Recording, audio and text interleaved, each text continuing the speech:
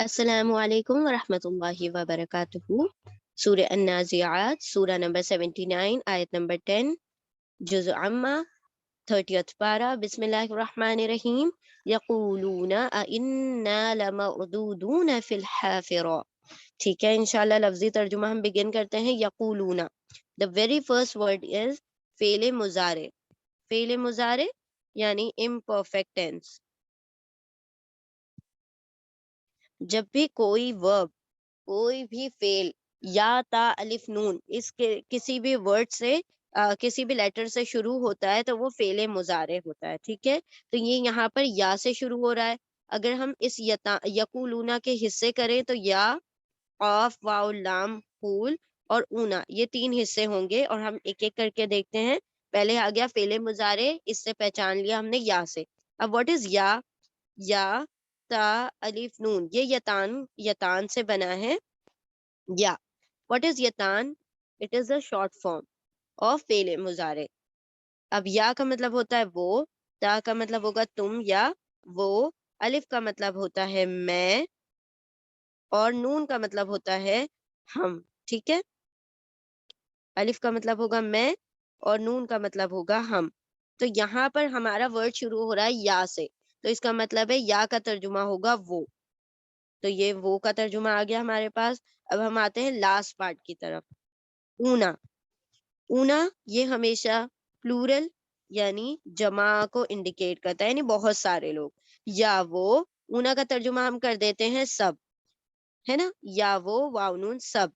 اب ہم آتے ہیں لاسٹ پارٹ یعنی کہ ہمارے روٹ لیٹرز کی طرف. روٹ لیٹرز ہیں اس ورڈ کے قاف، واو، لام، قول، اور یہ 1722 ٹائمز ریپیٹ ہوا ہے قرآن کریم میں. تو یقولون کا اگر ہم ترجمہ کریں تو کیا ہوگا؟ یا وہ، واو نون، سب، قولو وہ سب کہتے ہیں. ٹھیک ہے، وہ سب کہتے ہیں. آگے آتے ہیں ہم نیکسٹ ورڈ کی طرف. پہلے یہ لیتے ہیں ہم. یہ یہاں پر جو ہے یہ یوں بھی لکھا جاتا ہے اور کبھی کبھی یوں بھی لکھا جاتا ہے، دونوں طریقے لکھنے کے. اس کو کہا جاتا ہے حمزۃ الاستفہام. حمزۃ الاستفہام.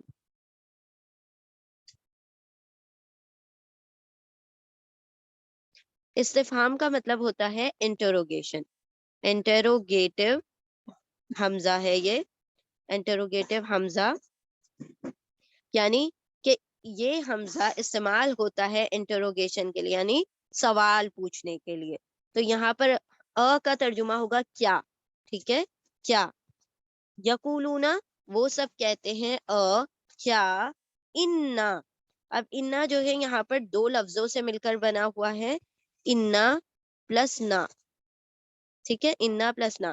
انا حرف نصب ہے یعنی ایکوزیٹو پارٹیکل ہے، اور اس کا ترجمہ ہوتا ہے انا کا بے شک. انا یعنی بے شک، اور نہ آ رہا ہے یہاں پر نہ اٹیچ پروناؤن کی صورت میں آ رہا ہے. اٹیچڈ پروناؤن یعنی ضمیر متصل. ضمیر متصل، متصل کا مطلب ہوتا ہے اٹیچ. نہ کا مطلب ہوگا وی، ہم، وی یا پھر ہم. اور انا کا مطلب ہوگا انڈیڈ یا بے شک. ٹھیک ہے، انڈیڈ، شورلی، سرٹنلی.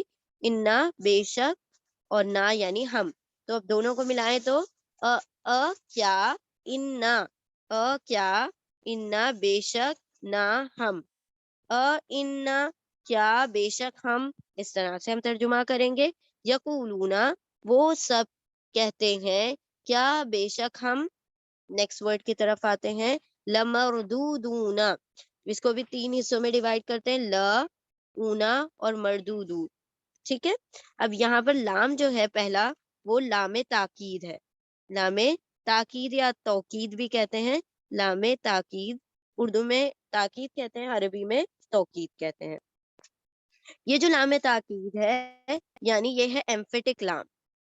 ایمفیٹک لام جس سے بات میں زور یا وزن پیدا کیا جاتا ہے، اور اس کا ترجمہ ہوتا ہے البتہ، بے شک، انڈیڈ. یہ ترجمے ہوں گے. ٹھیک ہے، لا ہو گیا، یہ لام کا مطلب ہو گیا انڈیڈ یا بے شک یا البتہ. مردودونا، پھر اس کے اندر مردودونا میں اونا آ رہا ہے لاسٹ میں. the same part as in یقولون. اونا ہمیشہ پلورل کے لیے انڈیکیٹ ہوگا، اونا یعنی جمع کے لیے، تو سب. ٹھیک ہے، یعنی لام لام تاکید ہے بے شک، اور اونا یعنی سب. را دال دال. اب روٹ لیٹرز کی طرف آتے ہیں ہم. اس کے روٹ لیٹرز ہیں اس کے را دال دال، اور یہ قرآن کریم میں 59 ٹائمز آیا ہے یہ روٹ لیٹر. ٹھیک ہے، اور رد کا مطلب ہوتا ہے کسی چیز کو لوٹا دینا. ٹھیک ہے، کسی چیز کو کسی اور حالت میں لوٹا دینا اس کو کہا جاتا ہے رد کرنا. اب مردود کا کیا مطلب ہوگا؟ مردود دو کا مطلب ہوگا ہم لا البتہ، مردودون البتہ پھیرے جانے والے ہیں، لوٹائے جانے والے ہیں. میم کا ترجمہ یہاں پر والے سے کر لیں گے، والے. ٹھیک ہے، پھیرے جانے والے یا لوٹائے جانے والے. مردودون، تو اب ترجمہ کیسے ہوگا؟ لا البتہ، کیا، انا بے شک، نہ ہم، لا البتہ، مردودون ہم لوٹائے جانے میم والے ہیں. فی الحافرہ، فی یہاں پر فی حرف جر ہے، پریپوزیشن ہے، اور اس کا مطلب ہوگا کہ یہ ان کا ترجمہ ہوگا میں ان. اور الحافرہ، اچھا یہ فی حرف جر ہے، اسی وجہ سے یہ تا ہے نا اس کے نیچے زیر آ رہا ہے، کیونکہ حرف جر ہمیشہ اپنے آگے آنے والے کو کسرہ دیتا ہے یا مجرور کر دیتا ہے. ٹھیک ہے، فی الحافرہ میں، کس میں؟ الحافرہ، حافرہ میں. اب حافرہ کیا ہے؟ اس کے الحافرہ پہلے تو ال سے شروع ہو رہا ہے، تو اس سے پتا چل گیا یہ کیا ہے، یہ اسم ہے، یعنی یہ ناؤن ہے، اسم ناؤن. اور اس میں مجرور ہے، یہ فی کی وجہ سے جر میں چلا گیا، مجرور ہو گیا، زیر کے ساتھ آ گیا. حافرہ اس کا روٹ ورڈ ہے، حافرہ روٹس ہیں اس کے، اور یہ قرآن کریم میں 2 مرتبہ آئے. ایکچولی میں حافرہ کا مطلب، حافرہ یہ جو روٹ ورڈ ہے اس کا میننگ ہوتا ہے مٹی جو گڑھے سے نکالی جائے، یعنی کسی گڑھے سے مٹی کا نکلنے کو کہا جاتا ہے حافرہ. اور یہ جو ورڈ ہے مردودون فی الحافرہ، تو مردودن فی الحافرہ ایک مثال کے طور پر استعمال کیا جاتا ہے، اور یہ اس شخص کے حق میں بولتے ہیں جو جدھر سے آئے اسی طرف لوٹا دیا جائے. یعنی اب یہاں پر جو بات ہو رہی ہے یہ کون کہہ رہے ہیں؟ یہ مشرکان مکہ کہہ رہے ہیں کہ کیا ہم بے شک جب جس طرح سے پہلے زندہ تھے ہم اس طرح سے دوبارہ سے اپنی شکل میں لوٹائے جائیں گے؟ یعنی کیا دوبارہ موت کے بعد ریسریکشن، دوبارہ موت کے بعد جینا ہوگا؟ اس کے اوپر وہ کیا کر رہے ہیں؟ مذاق اڑا رہے ہیں.